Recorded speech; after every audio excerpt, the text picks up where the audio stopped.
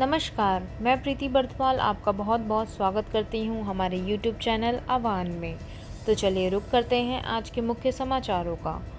कांग्रेस नेता राहुल गांधी को फिर से पार्टी का अध्यक्ष बनाने की हो रही है मांग। भारतीय युवा कांग्रेस ने सोमवार को एक अहम प्रस्ताव पास किया है। राष्ट्रीय कार्यकारिणी की बैठक में पास किए गए प्रस्ताव में कांग्रेस नेता राहुल गांधी को फिर से पार्टी का अध्यक्ष बनाने की मांग की गई है। युवा कांग्रेस की 2 दिवसीय राष्ट्रीय कार्यकारिणी की बैठक रविवार को गोवा के पणजी में शुरू हुई थी। प्रधानमंत्री नरेंद्र मोदी 9 सितंबर को करेंगे 13वीं ब्रिक्स समिति की अध्यक्षता। विदेश मंत्रालय ने यह जानकारी दी है कि समिति पूरी तरह से वर्चुअली आयोजित होगी। इसमें भारत के अलावा चीन, रूस, ब्राजील और दक्षिण अफ्रीका शामिल है। वहीं बैठक में सभी देशों का फोकस अफगानिस्तान में बदलते हालात के मुद्दे पर होगा। सुप्रीम कोर्ट ने मेडिकल प्रवेश परीक्षा 2021 को स्थगित करने की मांग की रद्द। मेडिकल कॉलेजों में प्रवेश स्नातक कोर्सों के लिए होने वाली राष्ट्रीय पात्रता या प्रवेश परीक्षा नीट 12 सितंबर 2021 को ही होगी। सीबीएसई बोर्ड की कंपार्टमेंट प्राइवेट पत्राचार परीक्षा में भाग लेने वाले छात्रों के एक समूह की ओर से नीट परीक्षा को स्थगित करने की मांग की गई थी। अयोध्या में राम मंदिर का तेजी से चल रहा है निर्माण कार्य।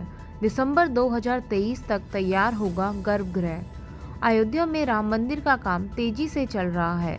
सितंबर के आखिरी या अक्टूबर के पहले हफ्ते में इसकी फाउंडेशन तैयार हो जाएगी।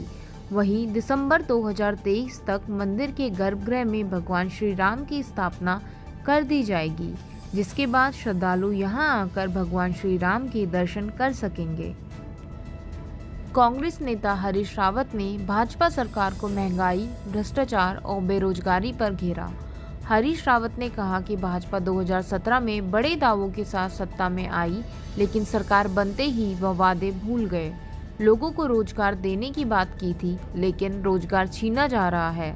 हरीश रावत ने कहा कि कांग्रेस की सत्ता में आते ही प्रत्येक परिवार को प्रत्येक माह 200 रुपये अनुदान देंगे तथा महिलाओं को आर्थिक तरक्की का आधार बनाएंगे।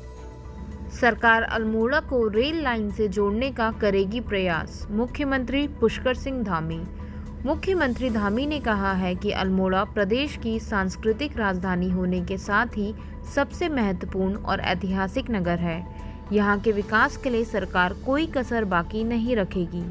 धामी सीएम पद संभालने के बाद सोमवार को पहली बार यहाँ पहुंचे थे। उन्होंने जन आशीर्वाद रैली के तहत ऐतिहासिक रेमजे इंटर कॉलेज में आयोजित जनसभा को संबोधित किया। उत्तराखंड। पूर्व मुख्यमंत्री त्रिवेंद्र सिंह रावत ने मुख्यमंत्री योगी आदित्यनाथ से की मुलाकात। उत्तराखंड में नेतृत्व परिवर्तन के बाद पूर्व मुख्यमंत्री त्रिवेंद्र सिंह रावत कुछ ज़्यादा ही सक्रिय हैं।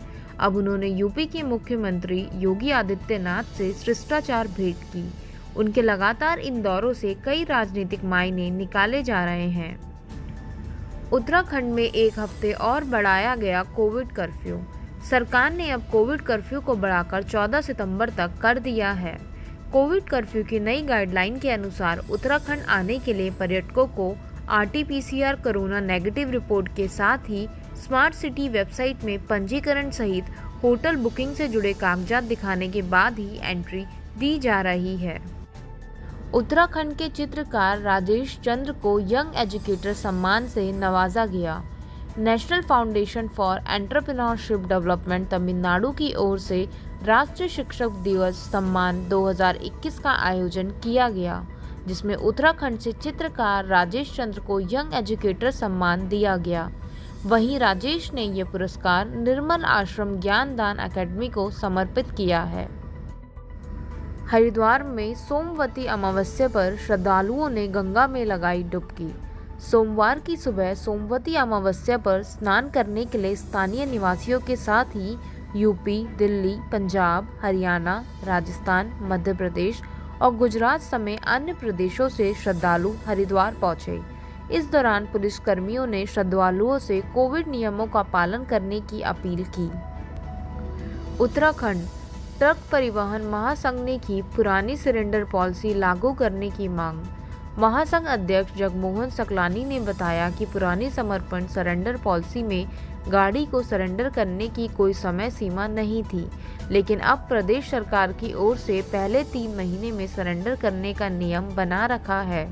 इससे ट्रक और बस ऑपरेटरों को नुकसान हो रहा है। उन्होंने कहा कि सभी ट्रक ऑपरेटरों को टैक्स में 6 माह की छूट दी जाए। आम आदमी पार्टी कार्यकर्ताओं ने शिक्षा मंत्री धन सिंह रावत का फूका पुतला। उत्तराखंड मुक्त विश्वविद्यालय में फर्जी नियुक्ति करने के आरोप लगाते हुए आम आदमी पार्टी कार्यकर्ताओं ने चंद्राचार्य चौक पर उच्च शिक्षा मंत्री धन सिंह रावत का पुतला फूका और कहा, भाजपा सरकार भ्रष्टाचार में लिप्त होकर अपने चहेतों को नौकरी देने पर लगी हुई है, जबकि योग्य युवक बेरोजगार होकर सड़कों पर घूम रहे हैं। टिहरी बना उत्तराखंड का पहला कोरोना मुक्त जिला। टिहरी पहला जिला बन गया है जिसमें कोई भी एक्टिव केस नहीं है। जिले में संक्रमित सभी मरीजों के ठीक होने के बाद स्वास्थ्य बुलेटिन में यह जानकारी दी गई। कोरोना की दूसरी लहर के बाद ऐसा पहली बार हुआ है जब राज्य का कोई जिला कोरोना मुक्त हुआ है। हालांकि सोमवार को राज्य में कुल 25 नए मरीज मिले। इसी के साथ आज के मुख्य समाचार समाप्त हुए। दीजिए इजाजत। नमस्कार।